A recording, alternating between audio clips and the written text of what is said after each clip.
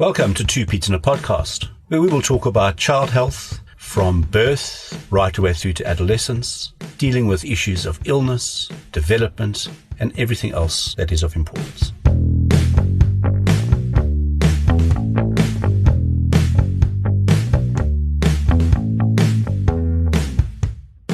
Good day and welcome to episode 10 of our series on symptoms.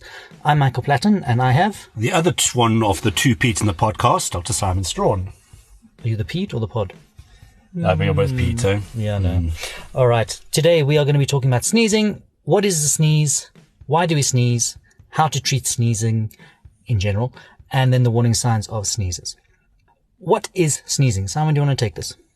Why do we sneeze? We sneeze because our lining of our nose is irritated, and generally there's something there that we're trying to get out. That's the feeling, at least. It's not like there necessarily is something there, but it's a bit like an itchy skin. Your nose gets a little itchy like that, and then you can feel a sneeze coming on. You're like, there's something there, something there, and it's really just that irritation. And it's the symptom that makes people say, bless you, of course. Yes.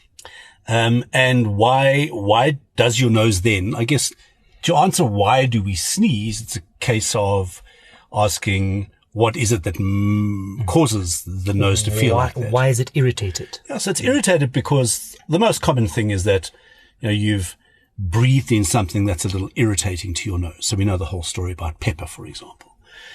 And you'll then sneeze out because it's irritating and making your nose itchy and you're trying to get rid of it. But we also sneeze because of allergy. So that's really common. And I think it's an important thing. So we use these terms like allergic rhinitis or allergies in the nose, but most people would know it as hay fever. So the symptoms of hay fever in the acute phase. So you're breathing in, or you're near a cat or you're near a dog or something else that you're allergic to. And literally within minutes of being exposed, what is going to happen? You're going to develop that hay fever symptom of runny, itchy, sneezy nose. So that's more allergy-related symptoms, though. Yes. And you can't just have an irritation-related symptom like dust and cold. Sure. Or a foreign object. Yes. Okay. So carrying on with your allergies, yes, runny nose, sneezing. Itchy.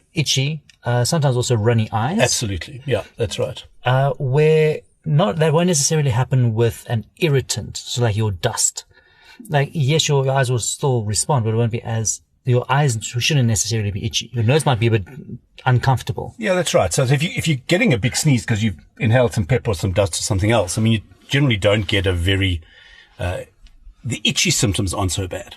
It's localized to the nose. To the nose, yeah. Yeah. But I think the other important thing is that, when we were talking about runny noses, we spoke about viral respiratory infections, and we actually spoke specifically about a virus called rhinovirus.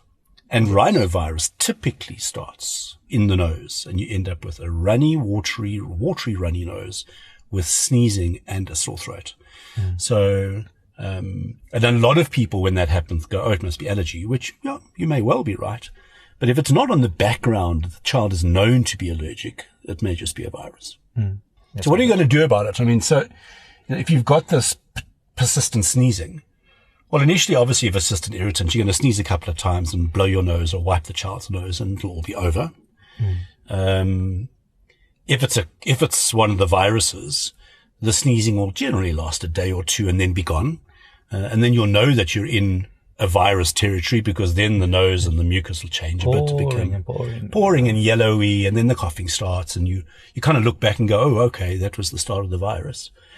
Whereas if it's an allergy, what you are going to notice is, as we've mentioned, the eyes will be watery, the nose will be itchy.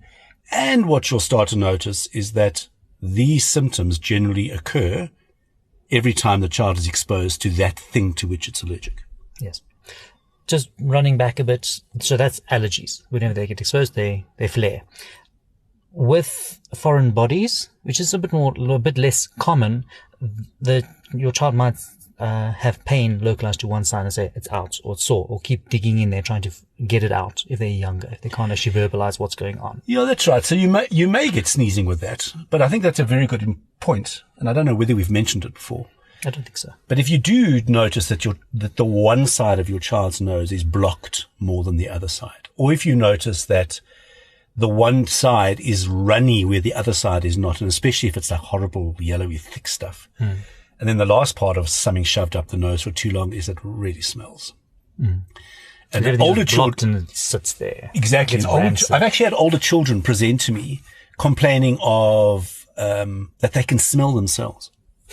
I had one guy who was at boarding school, and his mates wouldn't even come into the same room with him, and he didn't understand what was going on. Bought more deodorants, and he was like a teenage boy. Eventually, when they came to see me and he walked into my room, it was like, oh my goodness. And there was something shoved up his nose. So when we talk about sneezing and stuff up the nose, it's probably more like the very finer irritant particles. All right, treatment. If it's an allergy, there are things that we can use, but what I actually want to talk about is your more irritant things because it's easier to manage. If you're reacting to dust, then try avoid it. Obviously, you want to avoid anything that will cause sneezing. But if you are unable to avoid it, then you're going to be sneezing as long as you're exposed to it or as long as it's present in the nose. So clean your nose out, blow your nose. If they're a bit smaller, like it's chatted about in the runny noses, spray with saline, suck it out. Yeah. Just get that irritation out of the nose.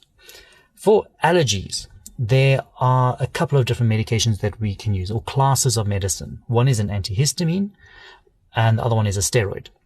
Your antihistamines can either be given directly into the nose or systemic, so into the mouth. Well, there are a number of anti-allergy sprays that you can use. I mean, there are some of the older ones. There was a thing called sodium chromoglycate we used to use. And the other thing I think to think about, because then I think the nasal sprays you're talking about predominantly in allergy are the cortisone-containing nasal sprays. I was going to get there, yeah. So I was saying we'll the talk about, yeah. antihistamine ones were the first ones, and then Yeah. the second class was the cortisone. So obviously the other things that stop any runny nose, the things that dry up a nose, can be used as well, but they're not going to treat the allergy. They're really just for an acute relief of the runny nose. For the steroid-based, we have intranasal steroids that you can spray into the nose once, twice a day, depending on what formulation you get. But we would tend to not use a systemic steroid at all. Like you mean for an allergy. oral, like an oral, like yeah.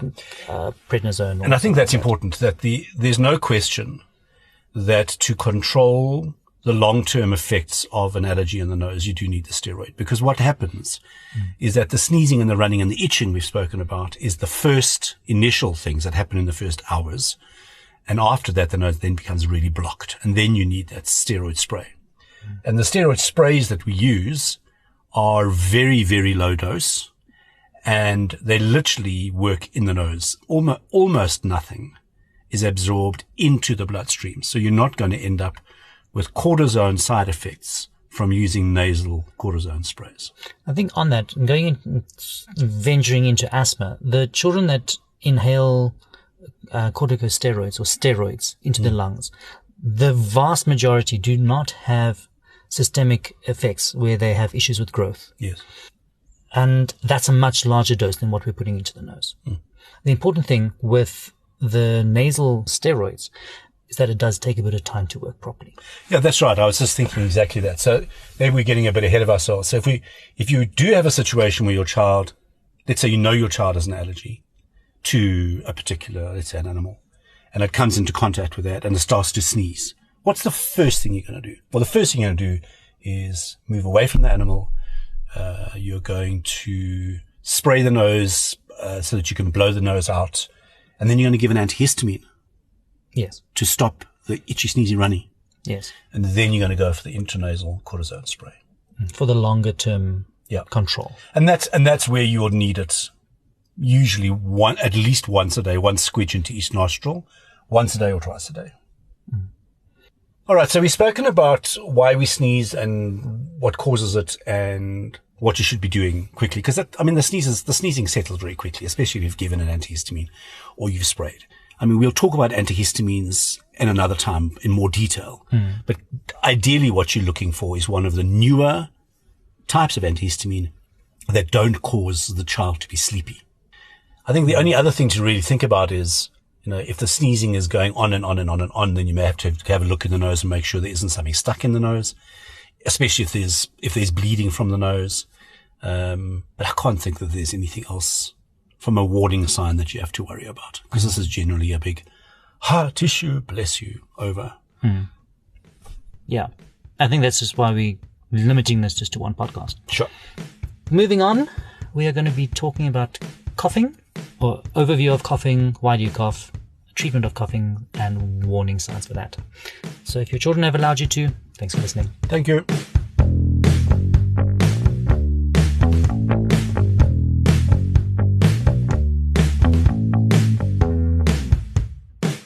Thanks for listening. If you found this of value, please be sure to sign up to our email list at www.careforkids.co.za, and that's the numeral 4, and subscribe in your favorite podcast app or follow us on Facebook.